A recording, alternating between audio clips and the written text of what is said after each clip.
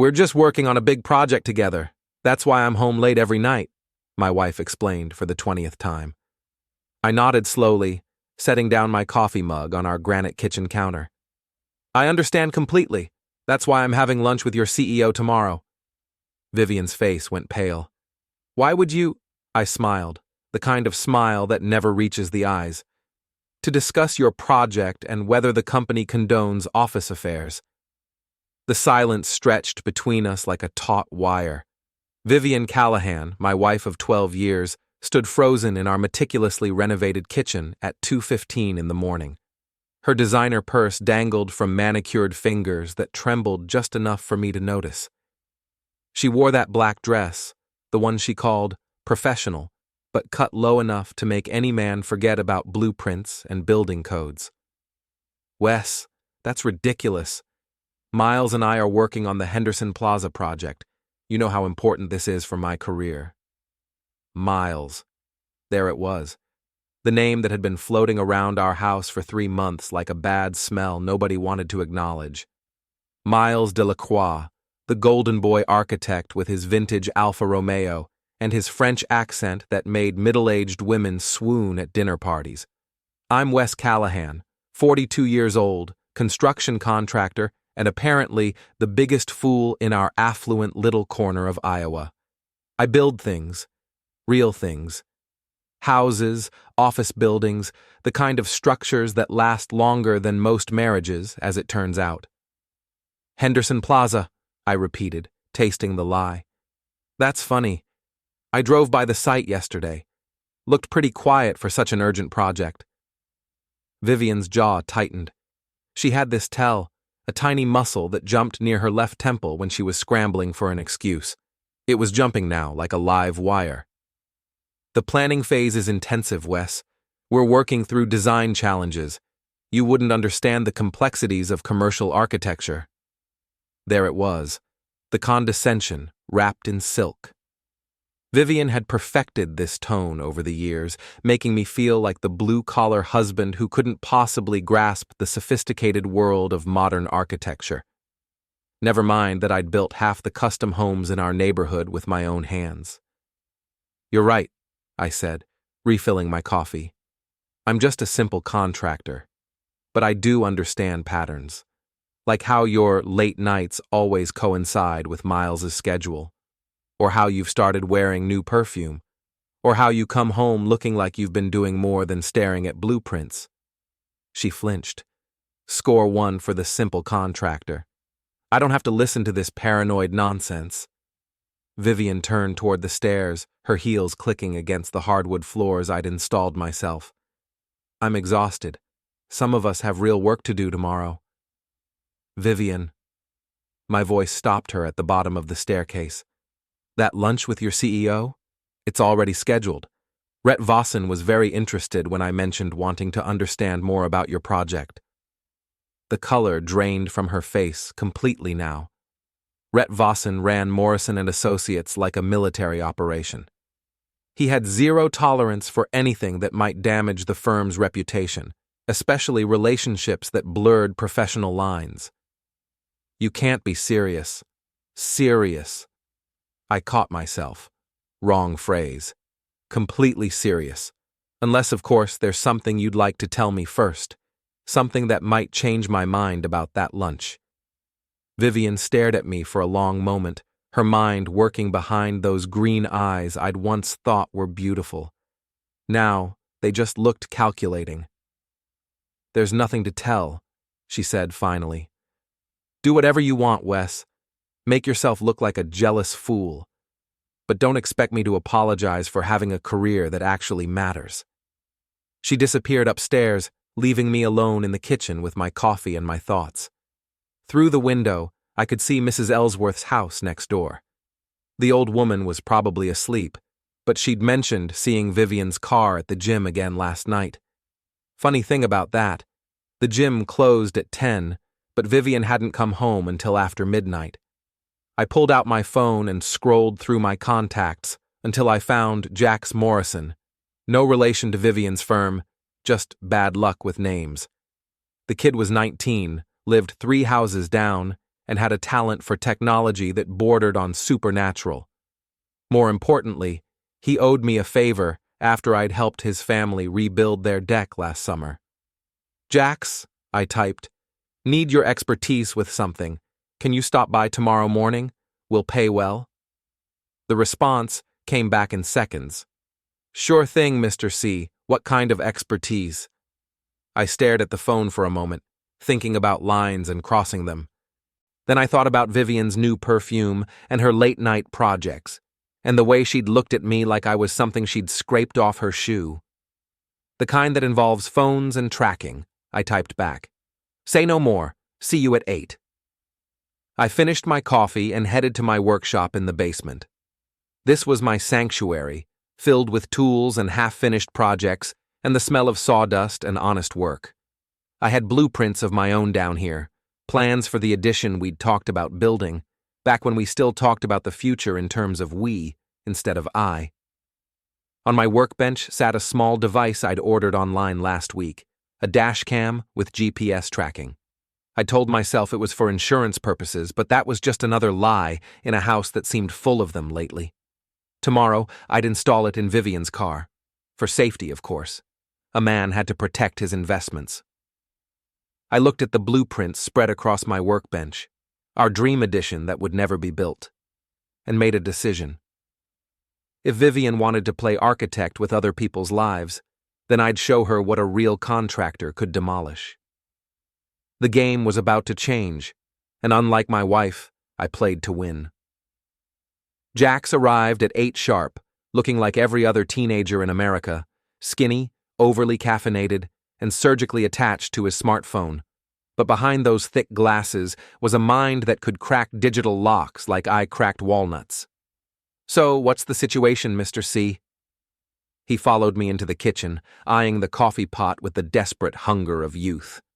"Hypothetically," I said, pouring him a cup, "if someone wanted to clone a phone to monitor locations and messages, how would they go about it?" Jax's eyebrows shot up. "Hypothetically? That's some serious spy stuff. We talking about Mrs. C?" The kid was sharp. I'd always liked that about him. "Hypothetically." "Well, hypothetically, there are apps that can mirror another phone if you have physical access for about 5 minutes. Find My Friends, message syncing, calendar access, the whole package. Completely legal if it's a shared family plan." Which it was. I'd been paying for Vivian's phone for 12 years. "Show me."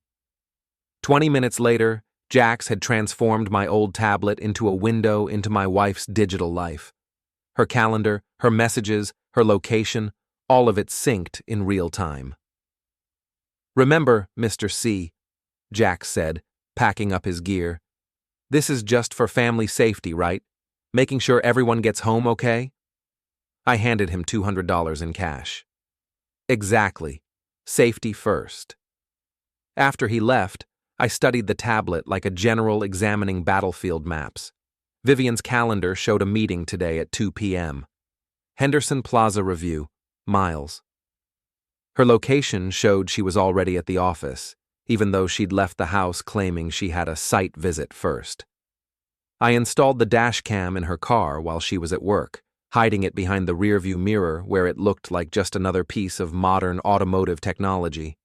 Then, I drove to Morrison and Associates. The firm occupied 3 floors of a gleaming downtown building that screamed success and sophistication. I'd never felt comfortable here, surrounded by people in expensive suits discussing million-dollar projects. But today, I walked through those glass doors like I owned the place. "I'm here to see my wife," I told the receptionist, a young woman whose smile was as polished as the marble floor. "Vivian Callahan." "Oh, Mr. Callahan. She's in the conference room with the Henderson Plaza team. Should I?" "No need. I'll surprise her." I found the conference room easily enough.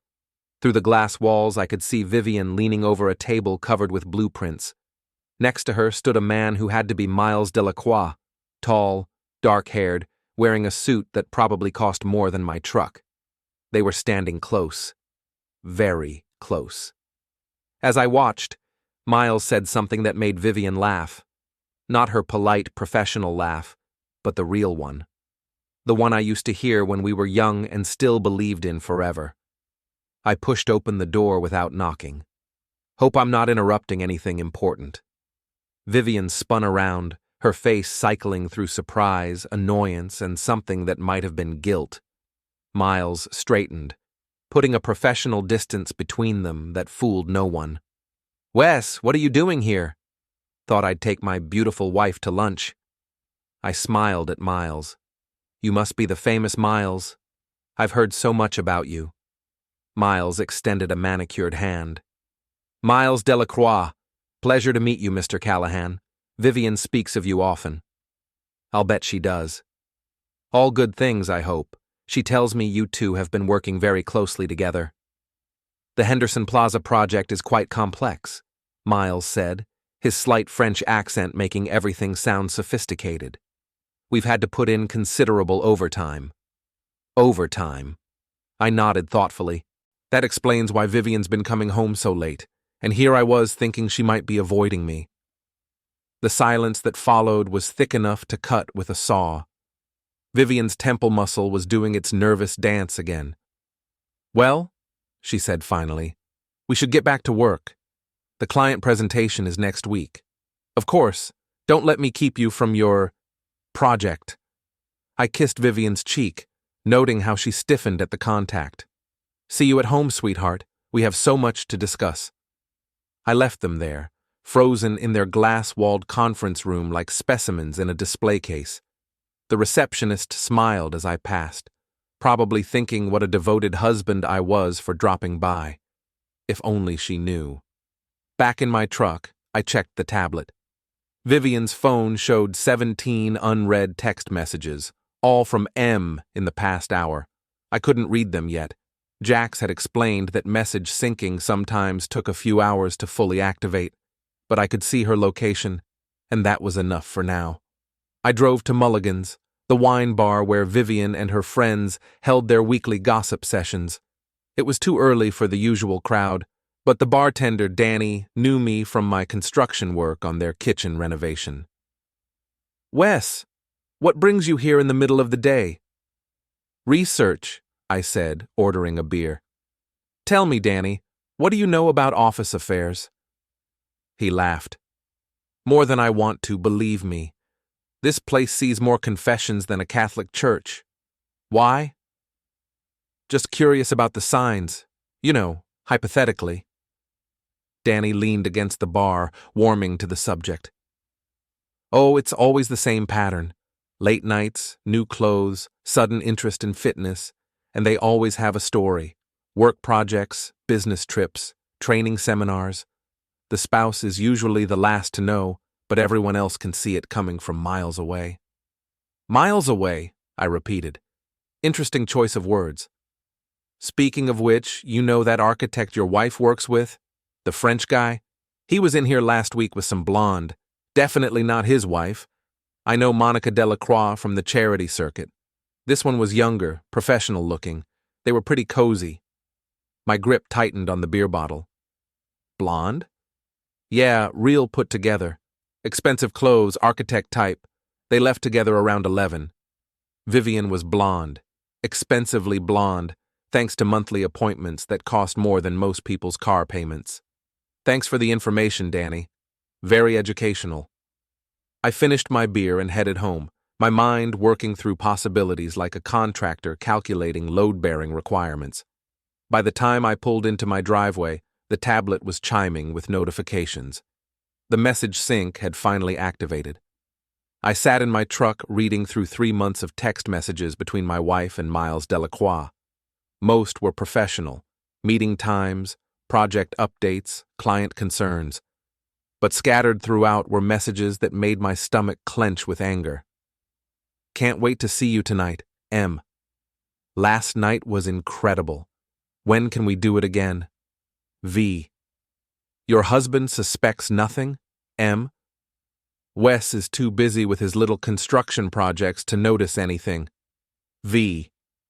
And then, from just an hour ago, your husband showed up. Very awkward, M. He's getting suspicious. We need to be more careful. V. Maybe it's time to tell him. M. Not yet.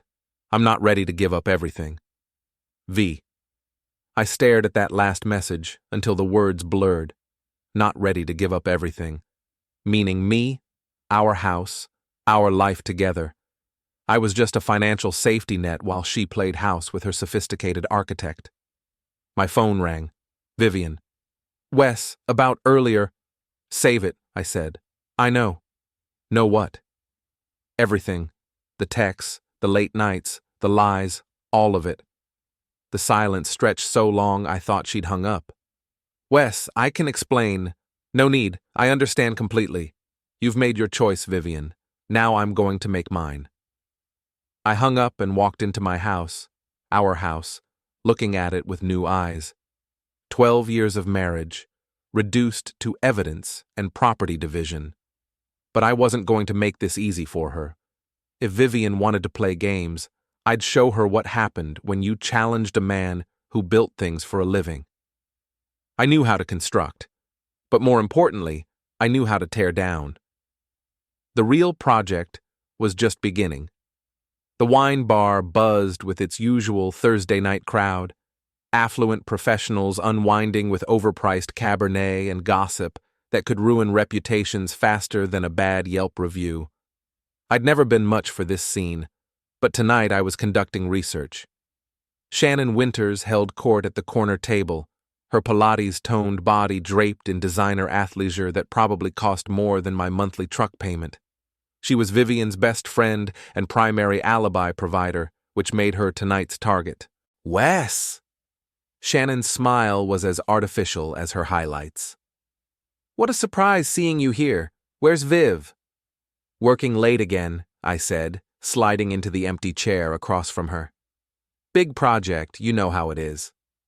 Shannon's 3 companions, women whose names I'd never bothered learning, nodded sympathetically. They knew all about demanding careers and understanding husbands. She's been putting in such long hours, Shannon said. I keep telling her she needs to take better care of herself. That's what friends are for, I agreed. Speaking of which, I was hoping you could help me plan a surprise for her. What nights has she been working latest? I want to make sure I don't interfere with her schedule. The women exchanged glances. Shannon's smile wavered slightly. Oh, you know, it varies. The Henderson Plaza project has been so demanding. Right, the project with Miles. I watched their faces carefully. Vivian speaks very highly of him, says he's incredibly talented. He certainly is, said one of the nameless women, a brunette with too much jewelry.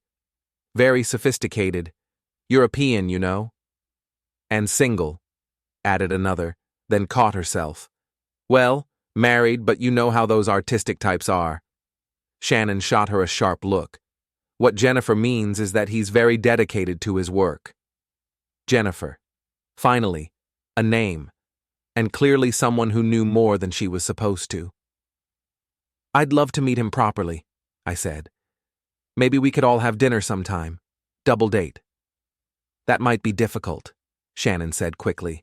His wife Monica is very particular about their social circle. Particular how? She's just very protective of their marriage, Shannon backpedaled. You know how it is with successful couples, they guard their privacy. I nodded understandingly. Of course. Though I have to say, Vivian's been different lately. Happier, more energetic. This project has really reinvigorated her. She does seem more vibrant, Jennifer agreed, earning another glare from Shannon. New clothes, new perfume, even joined that expensive gym, I continued. I should probably thank Miles for inspiring her. Wes, Shannon interrupted, maybe we should change the subject. Work talk is so boring. But I was just getting started. Not boring at all. I'm fascinated by architecture. In fact, I'm thinking of stopping by their office tomorrow. Maybe take them lunch as a thank you for all their hard work. Shannon's wine glass paused halfway to her lips. Tomorrow might not be the best day. They have a big presentation. Perfect. I love watching Vivian in action. She's so passionate about her work. The table fell silent. These women might be gossipy and shallow, but they weren't stupid. They could sense the undercurrents in this conversation, the way a contractor could feel when a building's foundation was starting to shift. "I should go," Shannon said, gathering her purse. "Early morning tomorrow." "Of course. Give my love to Vivian when you see her." "I will." But we both knew she wouldn't. Shannon would be on the phone with my wife before she reached her car, warning her that the husband was asking questions. I finished my beer and headed home, checking the tablet as I drove. Vivian's location showed she was at Miles's apartment, a converted loft in the trendy downtown district where young professionals paid premium prices to live in renovated warehouses. The dashcam footage from her car told an interesting story. 3 trips to Miles's building in the past week, always in the evening, always staying for hours. The timestamps didn't lie, even if my wife did. My phone buzzed with a text from Vivian. "Working very late tonight, don't wait up." I typed back, "No problem. Shannon says hi. Had an interesting chat with her and her friends." The response came back immediately. "What did you talk about?" "This and that. Your work schedule came up. Amazing how much your friends know about your projects." No response. But the tablet showed her location moving. She was leaving Miles's apartment, probably panicked by my message. I was in my workshop when she got home, pretending to work on a cabinet door while actually monitoring her movements through the house. She went straight upstairs without calling out, probably hoping I'd already gone to bed. 20 minutes later, my phone buzzed with a text from M. "Your husband knows something.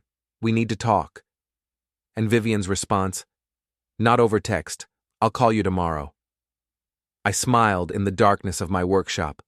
They were rattled, making mistakes. Good. Scared people made poor decisions, and I was counting on that. The next morning, I put my plan into motion. First stop, Morrison and Associates, carrying a box of pastries from the expensive bakery downtown. "Surprise!" I announced to the receptionist. "Thought I'd bring breakfast for my wife's team. They've been working so hard on their project." How thoughtful. "They're in the conference room." I found them huddled over blueprints again, but this time the atmosphere was tense. Vivian looked like she hadn't slept, and Miles kept checking his phone nervously. "Breakfast delivery." I set the box on the table. "Figured you could use some fuel for your big presentation?" "Wes, you didn't need to," Vivian started. "Nonsense. It's the least I can do for the team that's keeping my wife so busy." I smiled at Miles. "Croissants from Dubois Bakery. Figured you'd appreciate the French connection." Miles forced a smile. "Very thoughtful, thank you." "My pleasure. You know, I was telling some friends about your project last night. They're so impressed with Vivian's dedication. Working late every night, weekends, even holidays. That's real commitment." Vivian and Miles exchanged a look that spoke volumes. "Well," I continued, "I'll let you get back to work. But first, Miles, I wanted to ask you something. Man to man." Miles stiffened. "Of course. Your wife, Monica, how does she handle you working such long hours? I imagine it's difficult for spouses when their partners are so dedicated to their projects." The color drained from Miles's face. "Monica is very understanding." "That's wonderful. Vivian and I were thinking of having you both over for dinner sometime. Get to know each other better. After all, if our spouses are spending so much time together, we should too, don't you think?" That's very kind," Miles stammered. "But we're quite busy with the project, of course. Well, maybe after it's finished. I'm sure Monica would love to hear all about the late nights and weekend meetings." I left them there, frozen like deer in headlights. The seed was planted. Now, I just had to wait for it to grow. Back in my truck, I made a phone call. "Morrison and Associates, this is Monica DeLacroix." Perfect. Miles's wife worked at the same firm, just in a different department. "Monica, this is Wes Callahan, Vivian's husband. I was wondering if we could meet for coffee. I have some concerns about our spouse's working relationship." The pause was telling. What kind of concerns? The kind that are better discussed in person. Are you free this afternoon? Another pause. I think that would be a very good idea. The demolition was accelerating. Soon, the whole structure would come crashing down, and I'd be there to watch every beam fall. Monica DeLacroix was nothing like I'd expected. While Miles was all European sophistication and designer suits, his wife was pure Midwestern steel wrapped in understated elegance. She sat across from me at the coffee shop, her dark eyes studying my face like she was reading blueprints. So, she said without preamble, how long have you known? Direct. I liked that. 3 months of suspicion, 1 week of certainty. You? 6 months? Her laugh was bitter. I hired a private investigator, got photos, hotel receipts, the whole sordid package. I leaned back in my chair, reassessing everything. Why haven't you confronted them? Because I'm not ready to lose everything in a divorce. Miles makes good money, but I make better money. I've been documenting everything, building a case. When I'm ready to move, he won't know what hit him. And you're telling me this because? Monica smiled, and it wasn't pleasant.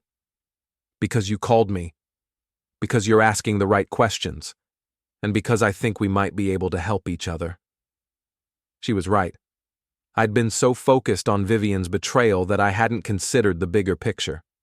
Miles was married too, with just as much to lose. What do you have in mind? Monica pulled out her phone and showed me a series of photographs. Miles and Vivian entering a hotel. Miles and Vivian at a restaurant across town.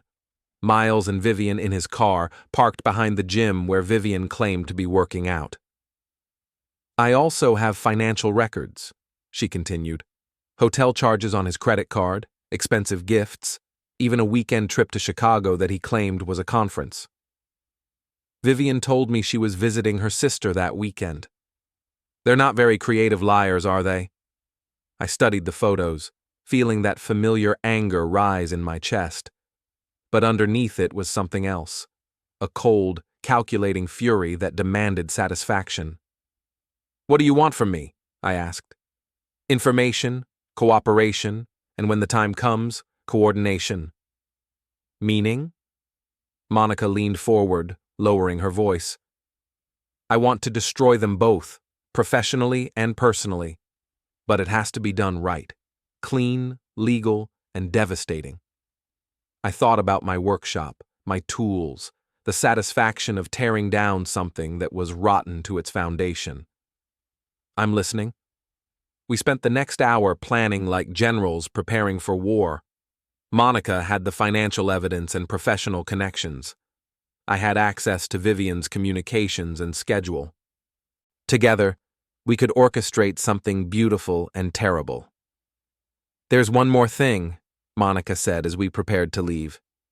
Miles has been talking about leaving the firm, starting his own practice. He's been trying to steal clients, using company resources for personal projects. Including Henderson Plaza? Especially Henderson Plaza. He's been positioning himself to take the client when he leaves, cutting the firm out of millions in future work. The picture was getting clearer. This wasn't just about an affair, it was about theft, betrayal on multiple levels. Miles and Vivian weren't just cheating spouses, they were criminals. Does Vivian know about his plans? Monica's smile turned predatory. According to my investigator, she's been helping him, copying client files, sharing confidential information. She thinks she's going to be his partner in the new firm. And in life. Exactly. They're planning to leave their spouses and start fresh together. New business, new life, funded by stolen clients and alimony payments. The rage that filled me was unlike anything I'd ever experienced. It wasn't hot and explosive. It was cold and precise, like the edge of a well-maintained saw. When do we move? Soon. But first I want to give them enough rope to hang themselves. I drove home with my mind spinning through possibilities. The tablet showed Vivian was still at the office, but her text messages told a different story. She and Miles were planning to meet tonight at his apartment to discuss the situation. I had a different discussion in mind. At 7 p.m., I parked outside Miles's building and waited.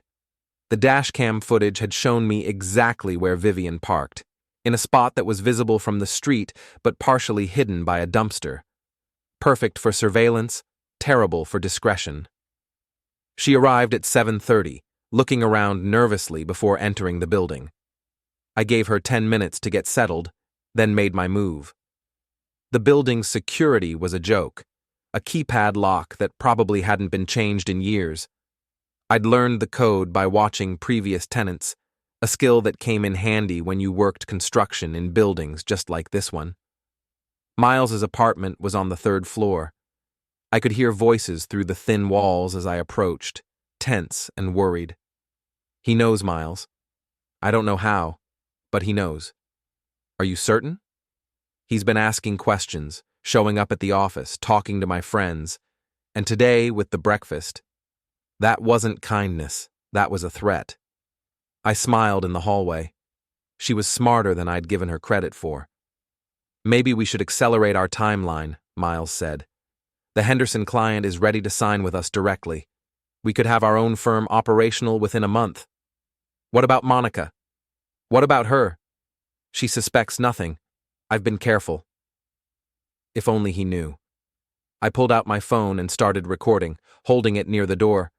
Their voices were clear enough to be admissible in court if it came to that. I can't keep lying to Wes, Vivian said. He's not stupid, whatever I might have said before. He's going to figure out everything. Then we tell him, both of them. Take control of the narrative. And lose everything? The house, the savings, my reputation? You'll have me, we'll have the business. That's not enough, Miles. I've worked too hard to throw it all away for this. The silence that followed was telling. Even Vivian was beginning to realize that her grand romance might not be worth the cost. For this? Miles's voice was cold. Is that all I am to you? Don't be dramatic. You know what I mean. No, I don't think I do. Explain it to me. Their argument was escalating, which was perfect for my purposes. Angry people said things they regretted later. Fine, Vivian snapped. You want honesty? You're married, I'm married, and we're both risking everything for what amounts to a midlife crisis. Great romance in theory, but terrible strategy in practice. Strategy? Yes, strategy. I'm not going to destroy my life for an affair that might not even last a year. The crash that followed sounded like glass breaking. I pressed closer to the door. Get out, Miles said, his voice shaking with rage. Get out of my apartment and don't come back. Miles, I didn't mean... Yes, you did. You meant every word. I'm just a strategy to you, a way to feel young and desired while keeping your safety net intact. That's not true. Isn't it? Tell me, Vivian, if your husband offered to forgive and forget, would you choose him or me? The silence was answer enough. I heard footsteps approaching the door and quickly moved down the hallway, ducking into the stairwell. Vivian emerged a minute later, tears streaming down her face, clutching her purse like a lifeline. She was falling apart, which meant it was time to apply more pressure. I waited until she'd left the building, then knocked on Miles's door. Vivian, did you forget? He stopped mid-sentence when he saw me. Mr. Callahan. Miles, hope I'm not interrupting anything important. He was pale, shaken, still processing his argument with my wife. Perfect timing. Actually, this isn't a good time. I think it's a perfect time, I said, pushing past him into the apartment. We need to have that man-to-man conversation. Miles's apartment was exactly what I'd expected. Minimalist, expensive, designed to impress rather than comfort.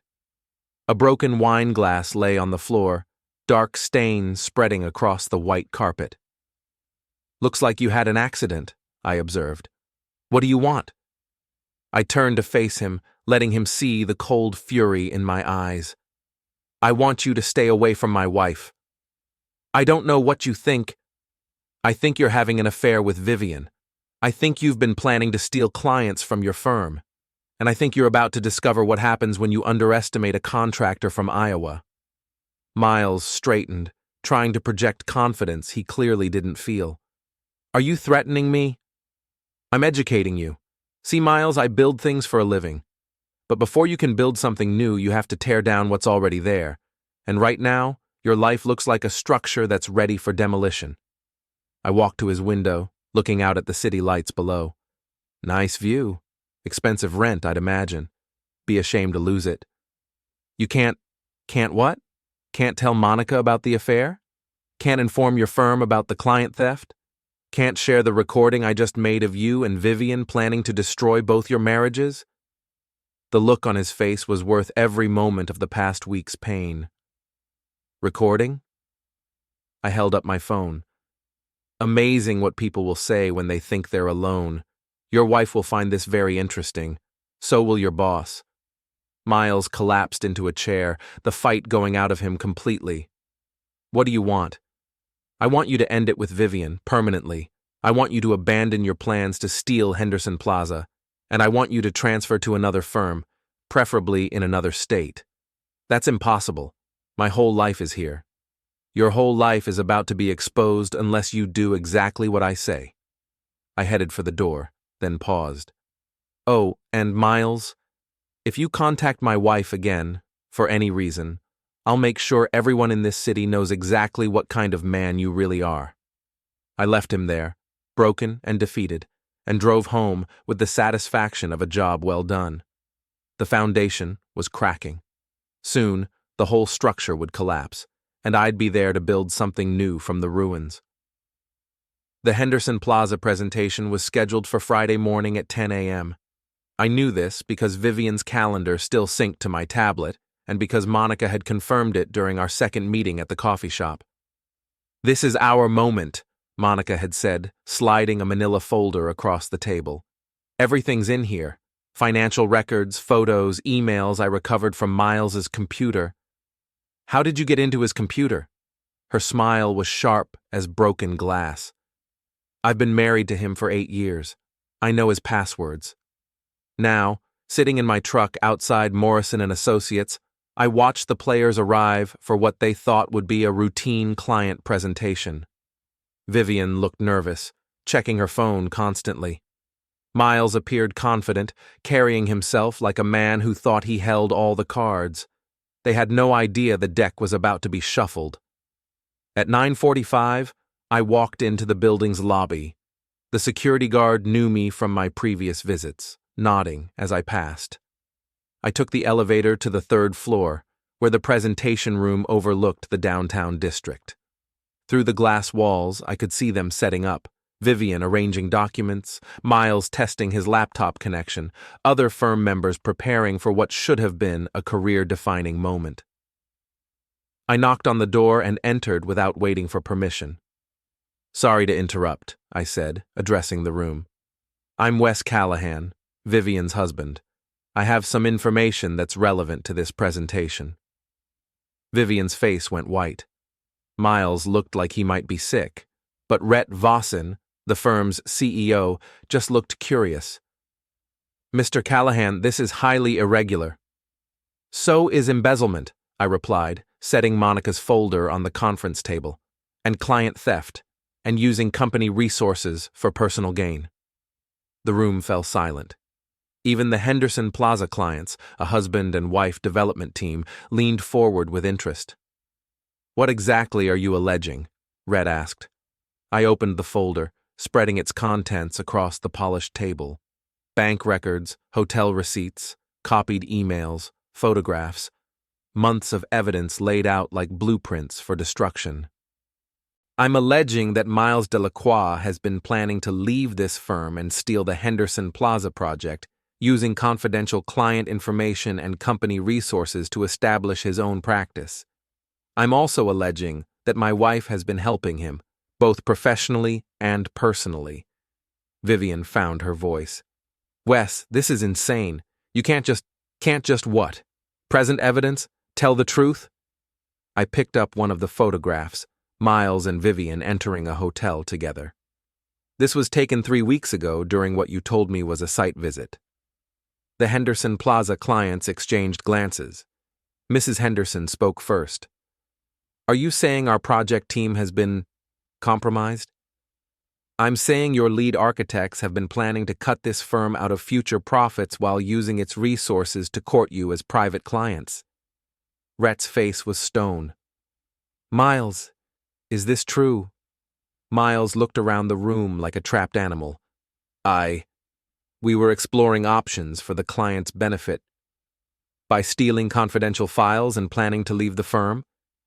Rhett's voice could have frozen water. "By conducting an affair that compromises both your judgment and the firm's reputation." "It's not what it looks like," Vivian said desperately. I laughed, and the sound was harsh in the quiet room. "It's exactly what it looks like. You've been planning to leave your spouses and start fresh, funded by stolen clients and company resources. The only thing you didn't plan for was getting caught." Mrs. Henderson stood up. "I think we need to reconsider our relationship with this firm." "Please," Rhett said quickly. "Don't let the actions of two individuals reflect on the entire company. We'll handle this situation immediately." "How?" Mr. Henderson asked. "Our project details have been compromised. Our trust has been violated. Why should we continue this relationship?" It was a fair question. I almost felt sorry for Rhett, watching his firm's reputation crumble in real time. Almost. "Because," I said, "I have a proposal." Everyone turned to look at me. Even Vivian seemed curious about what I might say next.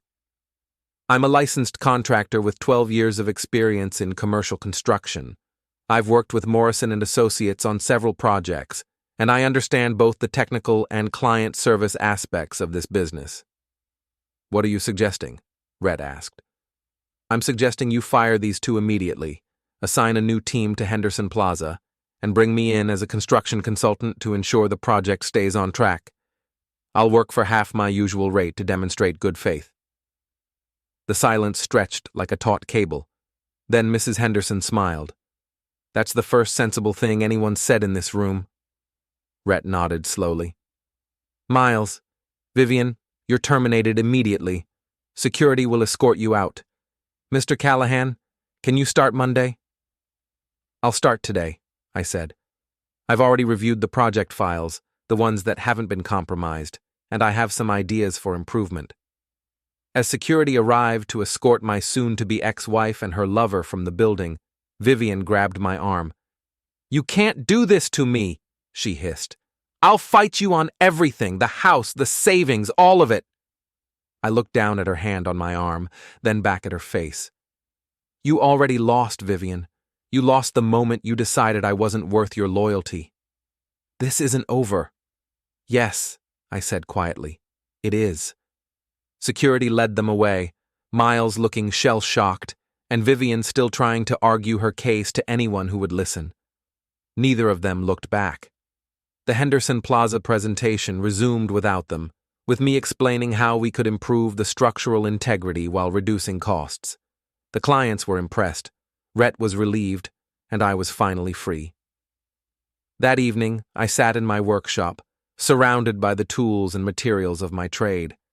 The tablet showed Vivian's location at Shannon's house, probably crying into expensive wine and plotting her next move. Miles was at a bar downtown, drinking alone. My phone buzzed with a text from Monica. "Saw the news? Beautifully executed? Drinks to celebrate?" I typed back, "Rain check. I have work to do." And I did. Real work, honest work, the kind that built things instead of tearing them down. The Henderson Plaza project would be challenging, but I was looking forward to it. I'd spent weeks learning how to destroy. Now it was time to remember how to create. Outside, the city lights twinkled like stars, and for the first time in months, the future looked bright. The project was complete, the demolition was finished, and I was ready